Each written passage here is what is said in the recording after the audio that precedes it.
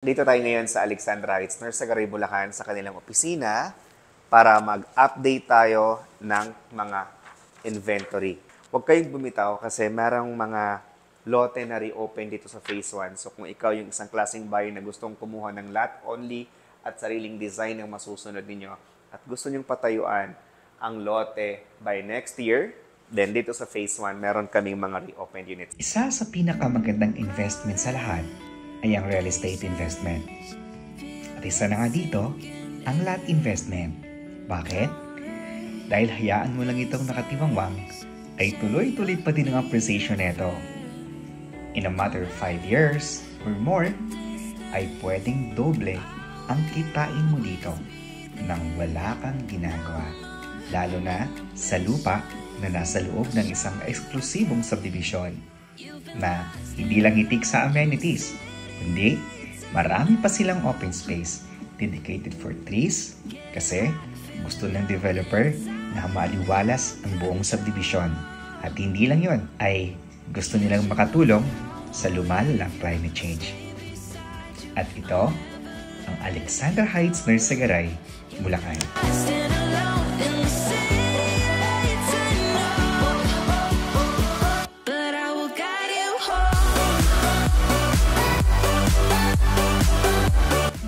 Boundary lang ito ng San Jose del Monte at Norsagaray, Bulacan.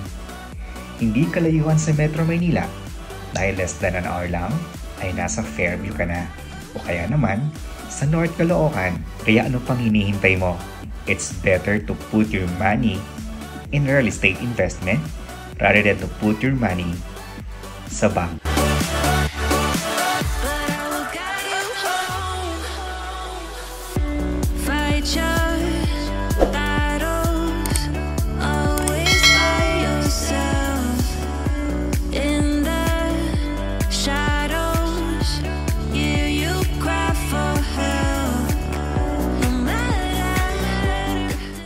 So ngayon, medyo makulimlim, no? Kaya hindi masyado mainit. Medyo malamig pa siya. Then, ito yung entrance gate natin. Tapos, ito yung landscape area. So, ongoing pa po yung landscaping dito sa gate. Then, may konting repairs dito sa kalsada. Ayan siya.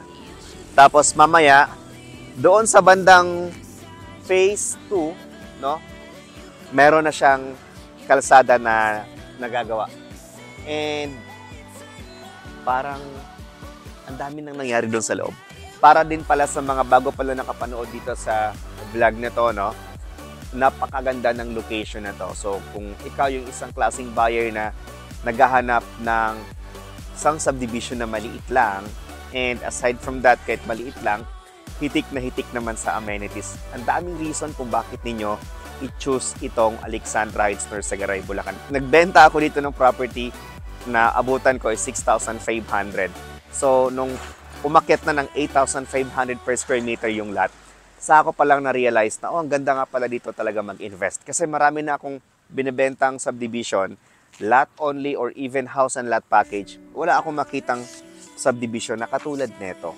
Number one, is ang dami kasing mga open space katulad nito. Ayan, open space for dedicated siya sa mga plants, no? Nagtatanim sila dito ng mga puno sa gitna. Ito. Ayan, ang dami nilang ganon. So, parang katulad nito, no? Mamaya baba na lang tayo para makita po niya. And pangalawa, location. So, number one, pagdating sa real estate investment, ang number one i-consider ninyo is location. The number two, dapat flood-free. This is absolutely flood-free. And aside from that, malaki yung potential na tuloy-tuloy yung appreciation ng property dito sa Alexandra Heights, Norsagaray, Bulacan. Ayun, finally, no, andito na tayo ngayon sa loob ng Alexandra Heights, Norsagaray, Bulacan. Dito sa area ng, so particularly, dito sa area na to. Eto siya. Ayan. So, eto, available din to siya, malapit sa gate. So, ang price nito ay 11,000 per square meter. Then, dalawang lot ito, no? Malalaking cut ng lot. Ang kagandahan pa dito ay tanaw mo lang yung clubhouse. Okay, so update na rin sa mga buyer natin dito sa Alexandra Heights. Puntahan natin itong kanilang ongoing na construction dito sa kanilang clubhouse. Ang sabi ng engineer na nakausap natin dito, si Engineer Pete, no? Sir Pete, ang construction ng clubhouse, it will take 6 to 8 months. So, madidelay lang siya ng konti pag may mga bagyo. Katulad nito, may bagyo, walang taong gumagawa sa ngayon kasi ayaw din naman nila na ma-compromise yung quality ng clubhouse or ng building itself. Then, isa pa, kung mapapansin niyo, no, malalapad yung kalsada natin. Marami na tayong mga road networks, concrete road networks. Tapos yun, lapit tayo ng konti dito sa clubhouse. Ito siya. Ayan. So dito sa clubhouse, ganito yung mangyayari. Ito yung perspective natin. Okay. Meron tayong swimming pool, adult and kiddie pool. Pangalawa, meron tayong children's playground. And of course, hindi mawawala yung ating pinaka events area. Ito nga yung sinasabi ko sa inyo dito kung bakit nga ba maganda sa Alexandra Heights, Norsagaray, and me myself, bakit ko ito kino-consider or bakit ako nag-invest din dito dahil nga sa mga reason na meron silang island sa gitna ng kalsada. May mga lot dito na binibenta na facing siya sa island. Puntahan natin. Isa ito sa mga dahilan kung bakit ko nga kino-consider itong Alexandra Heights when it comes to investment. Kasi dahil sa mga lot na facing sa island katulad neto. So normally kasi, meron tayo ditong lot din na eto, this is 8 meters wide na kalsada. Then, bahay dito sa harap. Then, bahay din dito sa harap. So typically kasi, yung mga subdivision is ganon yung setup nila when it comes to development. But here in Alexandra Heights and hopefully soon, may mga developer din na gayahin nila yung concept ng subdivision na to. Siyempre, mas gusto natin na mas maaliwalas yung harapan ng bahay natin. Mas gusto natin na mayroon tayong shades of trees sa harap ng bahay natin para mas maliwalas. Okay, so ito 8 meters wide yung kalsada. Etong island na to ay nasa mga 5 meters wide yung buka niya. Kaya napaka-aliwalas pa ng harapan ng bahay mo dahil bago magkaroon ng kapitbahay ay parang binibreak mo na siya ng island na to. Then, yung bahay naman nakaharap niya is andito. Facing naman po siya sa 6.5 meters road na kalsada. Okay, so ang advantage natin dito, number 1 ay maaliwalas yung bahay natin. Number 2, meron kang shades of trees dahil may island tayo sa gitna ng kalsada. So kung ikaw yung klaseng buyer na ganito rin, yung hanap mong lote, no? Dito lang yan sa Alexandra Heights mabibili. And soon nga po, like kong sinasabi, na sana ay may mga developer na gayahin nila yung ginagawa ni Alexandra Heights pagdating sa development. Lalong-lalo na, no? Ngayong tag-init, no? O tumitindi yung init, dapat meron tayong mga island sa gitna ng kalsada para naman matulungan natin, mabawasan yung init sa mga communities natin. Okay, so ipakita ko sa inyo, this is block 4 and this is block 5. So dito, sa block 4 and block 5, sold out na lahat. Ang available natin dito sa phase 1, ang kagandahan dito ay andun po siya sa taas. Overlooking po yung mga available natin sa phase 1, dito naman sa parting to. Yan yung magiging overlooking niya. Yan yung makikita niya pag nasa taas tayo. Yung mga puno dito sa baba. So, mas maganda din doon sa taas kasi nga, mas maaliwalas na, no? Mas mataas po siya na portion. So, yung available natin dito, ito yung ating pinaka-gate, no? Yan yung gate natin. Yan, andito tayo sa portion na to. Ang available natin dito ay isa. Ito, parang semi-commercial po siya. Tabi siya ng clubhouse. Ito yung clubhouse, tapos may circle dyan. Merong bilog dyan na island, tapos tabi ng basketball court. That is 439 square meters at around price nito ay nasa mga 7 million pesos po. No? Kasi 439 square meters ang lot area. Semi-commercial po kasi siya.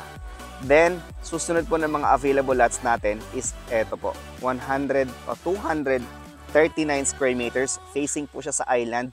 Napakaganda po nito, although irregular cut po siya, pero facing po siya sa island. Then, number 2, ito po siya. Ayan, 120 square meters at 11,000 per square meter. Then, lastly, yung pinakamaganda ay andito na sa taas. Itong 217. Ito yung corner lot na end unit ka na, corner lot ka pa at facing ka pa dito sa baba. Sobrang ganda nito, yung Block 14 Lot 1. Ang price naman natin dyan ay 2,794,000 plus transfer of title 162,000 pesos. And available naman ito through cash, in-house financing, or bank financing. So mamaya i-screenshot ko kung magkano nga ba yung price ng Block 14 Lot 1. Then, eto pa, sobrang ganda nito kasi ang lapad ng kanyang frontage, 295 square meters. Then, malapit na po siya dito sa second gate natin.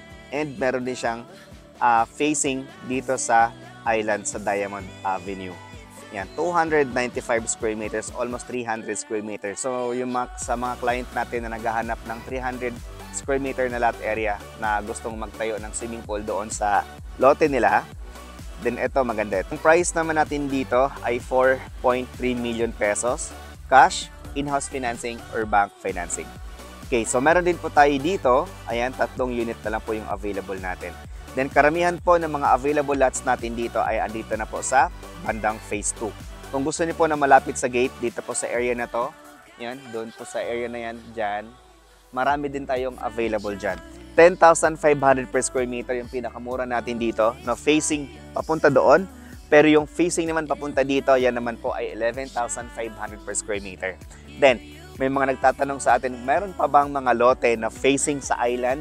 Yes, marami pa po kaming available na lot facing island. Andito naman po siya sa portion na to. Ayan, dito sa Block 22 and Block 23, lahat ng yan. Dito sa may kulay green, kung ikaw ay naka-face dito sa kulay green, yan po ay facing sa island. So, ang price naman ng lote natin dyan ay nasa mga 1.6 million pesos po. And ilalagay na rin namin dito yung kanyang sample computation for that specific block. 120 square meters lang din naman yung minimum cut ng lot. So dito, meron dyan 120 square meters. Kung gusto niyo po ng mas malaking lote, pwede po kayong kumuha ng 2 lot. So dito, meron tayo ditong 1, 2, tapos meron pa dito 3. Ayan. So medyo marami pa talaga tayong available na facing dito sa island. Sa mga buyer din naman natin na 10,500 lang din yung budget nila, good for investment lang, then okay lang din naman. Ang mahalaga ay mapuno pa din yung subdivision natin. Hindi katulad ng ibang subdivision na wala na talagang space para sa mga puno. No? So dito, nag-aalat sila ng space para sa puno. And aside from that, kumpleto yung ating amenities, katulad ng sinabi ko sa inyo kanina. Pinakamalaga sa lahat is accessibility. Isang sakay ka lang papuntang Novaliches Bayan, isang sakay ka lang papuntang SM Fairview, Robinsons Novaliches, and Fairview Terraces. Isang sakay ka lang papuntang MRT 7 Station, isang sakay ka lang papuntang SM, Star Mall, at sa mga hospitals din dito sa parteng San Jose del Monte, Bulacan. Hindi po ito kalayuan sa Metro Maynila, dahil less than 1 hour ay andun ka na sa SM Fairview via Quirino Highway. Okay? So, future homeowners and investors, sa mga gustong mag-avail ng lot dito sa Alexandra Heights, Norsagaray, Bulacan, tumawag po kayo sa amin. Yung mga number na ipa-flash namin sa screen, ilalagay na rin namin dito sa description yung mga price for 11,500, then 10,500. Kung meron naman kayong specific block and lot na gusto nyong malaman yung price, then i-message po kami sa aming Facebook account, Rog Camacho. Okay? So again, this is Rog Camacho, your licensed real estate broker, and welcome to Alexandra Heights, Norsagaray, Bulacan.